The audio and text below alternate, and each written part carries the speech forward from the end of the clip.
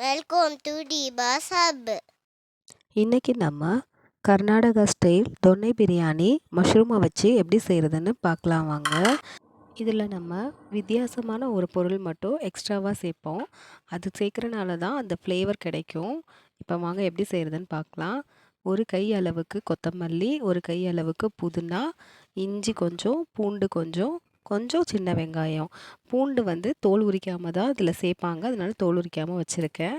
இப்போ இது எல்லாத்தையும் மிக்ஸி ஜாரில் சேர்த்து தேவையான அளவுக்கு பச்சை மிளகாவும் சேர்த்துக்கோங்க. ஏன்னா இதில் நம்ம மிளகா பொடிலாம் எதுவும் போட மாட்டோம், அதனால் பச்சை மிளகாவும் சேர்த்து நல்லா இந்த மாதிரி பேஸ்ட் மாதிரி அரைச்சி எடுத்து வச்சுக்கோங்க. இப்போ நீங்கள் எதில் பிரியாணி செய்ய போகிறீங்களோ அந்த பிரியாணி பாத்திரத்தில் கொஞ்சமாக எண்ணெயும் 1 டீஸ்பூன் அளவுக்கு நெய்யும் சேர்த்து சூடானதும் ஹோல் ஸ்பைசஸை சேர்த்துக்கோங்க. அதில் ஒன்றே ஒன்று எக்ஸ்ட்ரா நான் என்ன சேர்த்துருக்கேன்னா கசூரி மெத்தி இருக்குது இல்லையா, அதை சேர்த்துருக்கேன். பொதுவாக தொன்னை பிரியாணியில் வெந்தயக்கீரை இருக்குது இல்லையா, அதை சேர்ப்பாங்க. பட் நான் என்கிட்ட வெந்தயக்கீரை இல்லாதனால காஞ்ச வெந்தயக்கீரை, அதான் கசூரி மெத்தியை சேர்த்துருக்கேன்.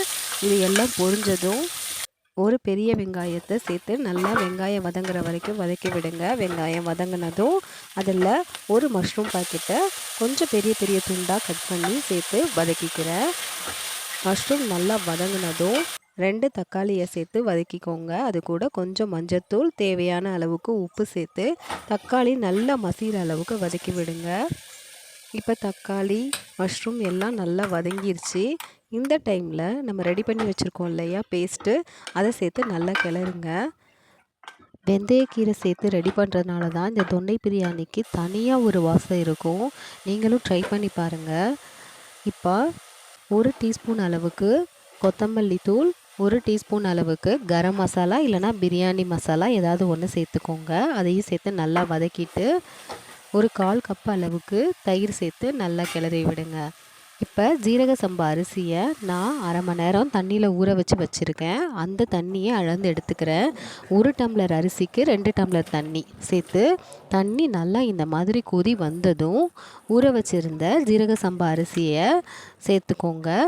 சேர்த்து நல்லா கிளறி விட்டுட்டு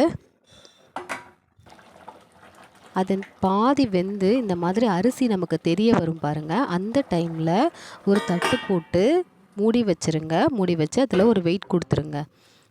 இப்போ அடுப்பை சிம்மில் வச்சு 10 நிமிஷத்துக்கு அதை அப்படியே வேக விட்டுட்டு ஸ்டவ்வை ஆஃப் பண்ணிவிட்டு ஒரு 10 நிமிஷத்துக்கும் அதை அப்படியே டிஸ்டர்ப் பண்ணாமல் விட்டுருங்க. இப்போ ஆஃப் பண்ணி 10 நிமிஷம் ஆயிடுச்சு. இப்போ ஓப்பன் பண்ணி பார்த்தா பிரியாணி நல்லா செட் ஆகி இந்த மாதிரி வந்துடும். இதுக்கப்புறம் எல்லா பக்கமும் நல்லா கிளறி விட்டு வச்சுருங்க. இப்போ நமக்கு கர்நாடகா ஸ்டைல் தொன்னை பிரியாணி ரெடி ஆகிடுச்சு. ட்ரை பண்ணி பார்த்து எப்படி இருக்குன்னு கமெண்ட் பண்ணுங்கள். இந்த வீடியோ உங்களுக்கு பிடிச்சிருந்துச்சுன்னா லைக் பண்ணுங்கள், ஷேர் பண்ணுங்கள், சப்ஸ்கிரைப் பண்ணுங்கள்.